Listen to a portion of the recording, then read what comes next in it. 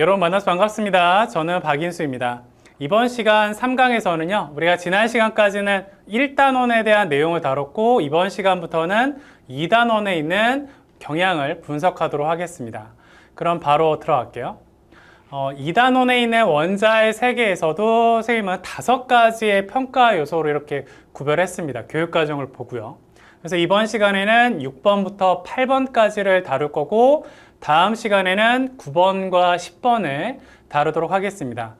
위에는 마찬가지로 출제가 작년부터 올해 9모까지 출제된 문항수가 적혀 있는데, 이 6, 7, 8번은 매번 한 문항씩은 출제가 되고 있습니다. 그러니까 당연히 올해 수능에서도 출제될 가능성이 매우 높다. 한 문항씩. 그랬을 때 일단 6번은 원자의 구성 입자와 동위원소 평균 원자량, 이 두 개를 같이 묶어서 문항, 또 이 구성 입자의 수까지 묶어서 문항을 출제하고 있는데요. 제가 지난 강의 때 말했듯이 1등급 컷이 너무 높게 되면, 자칫 잘못하면 50점이 되면 부담스럽거든요. 그래서 준킬러의 문항을 좀 늘릴 가능성이 높습니다. 킬러는 더 이상 건드리긴 어렵고, 그럼 준킬러를 늘렸을 때는 이 동위원소가 예전에 킬러까지도 갔었거든요. 그래서 작년 9모에 이 동위원소와 아보가드로 법칙을 연결시켰던 문항이 있었는데 기억나시나요? 이 문항이었어요. 우리 이따 풀 텐데, 이렇게 아보가드로 법칙까지 연결을 시키면 난도가 확 올라갈 겁니다. 계산도 있고요. 그래서 학생들이 좀 어려워하거든요. 그래서 이렇게 난도를 높일 수 있다. 작년에 이렇게 나왔고요. 그래서 이렇게 6번의 경우에는 좀 여러분들이 좀 어려운 문항까지도 좀 한번 연습을 해보는 것들이 필요합니다. 그 다음에 7번 양자수는 우리가 2015 교육과정에서 처음 등장한 내용인데, 등장하면서부터 계속 한 문항씩이 출제가 되고 있습니다. 그러니까 앞으로 올해 수능에서도 출제될 가능성이 매우 높다. 그랬을 때 최근에 우리 L과 ML, L은 뭐죠? L은 부양자수, 그 다음 ML은 또는 방위양자수, 그 다음 ML은 자기양자수죠. 그래서 이 두 개의 합에 대해서 6모와 9모에서 둘 다 이 자료를 물어봤어요. 그래서 올해 이 자료가 또 쓰일 수 있다. 수능에서도 주의하자. 그 다음에 8번에 있는 오비탈과 전자배치는 예전 교육과정에도 있었고 올해도 있었습니다. 그래서 시간을 좀 걸리게 하는 문항으로 출제가 될 가능성이 높다. 대표적인 준킬러 문제죠. 그래서 이번에는 6, 7, 8번에 대한 내용, 핵심 개념과 문항을 한번 같이 풀어보도록 하겠습니다. 일단은 핵심 내용 첫 번째입니다. 우리가 원자 번호, 우리가 원소 기호에 어디에 쓰죠? 아래에 쓰죠. 왼쪽 아래. 그래서 우리 탄소 6번이죠. 6번이라는 얘기는 양성자의 수도 6개 있다. 그 다음에 원자의 경우 전자의 수와 같다. 우리가 이온이 아니라 원자라고 하는 순간 얘는 뭐가 되냐면 중성을 의미해요.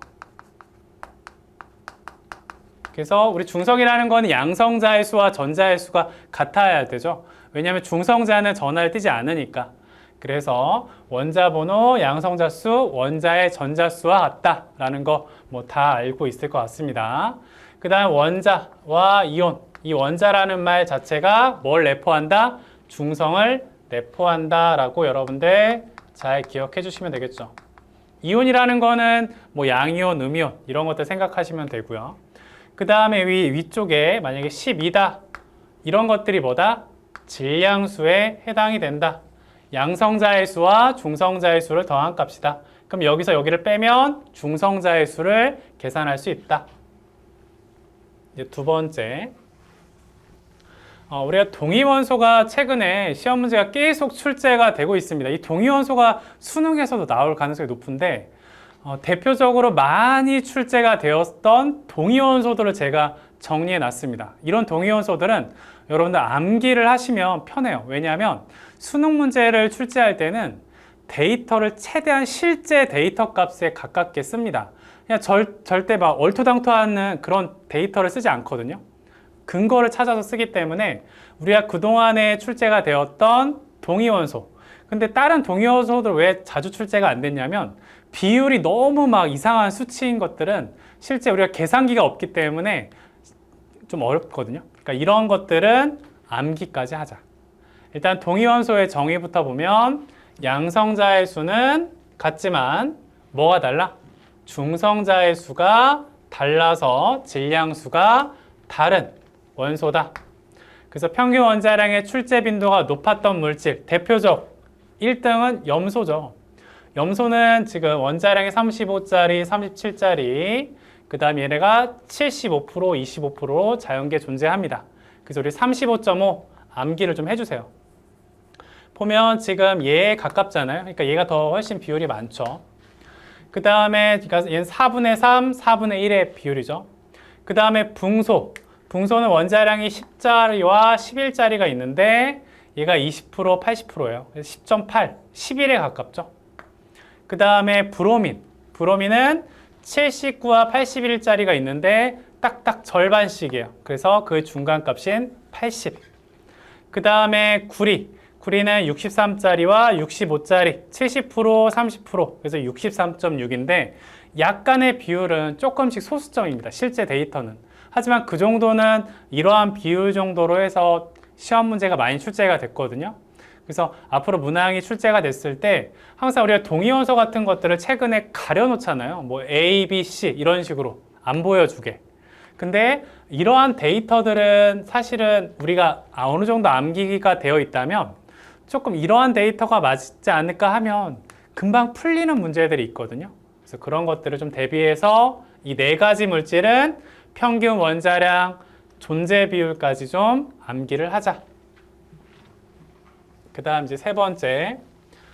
이제 Cl2 같은 경우에는 이제 분자량에 대해서 한번 쭉 존재 비율까지 조사를 해볼 건데, 분자량이라는 건 원자량의 합이니까 합치면 70이죠. 그 다음 얘는 72, 얘는 74 이렇게 됩니다. 그랬을 때 지금 서로 다른 분자량에 대한 걸로 존재하면 세 가지밖에 존재할 수가 없는 거죠. 분자량은. 존재 비율의 경우에는 35짜리가 75% 암기하세요. 그러니까 얘는 4분의 3, 4분의 1이죠. 그러니까 얘는 4분의 3, 똑같이 35니까 4분의 3. 얘는 16분의 9. 그 다음에 얘는 35와 37짜리 4분의 3, 4분의 1. 근데 두 가지 경우가 있으니까 곱하기 2를 해주면 16분의 6. 그 다음 아래는 4분의 1, 4분의 1, 16분의 1. 그래서 존재 비율은 좀 기억을 해주면 좋을 것 같아요. 9대 6대 1이다. 그래서 만약에 9대 6대 1이 주어졌다라고 하면 염소를 생각해서 바로 대입해서 풀어가시면 더 빠르게 해결할 수 있습니다.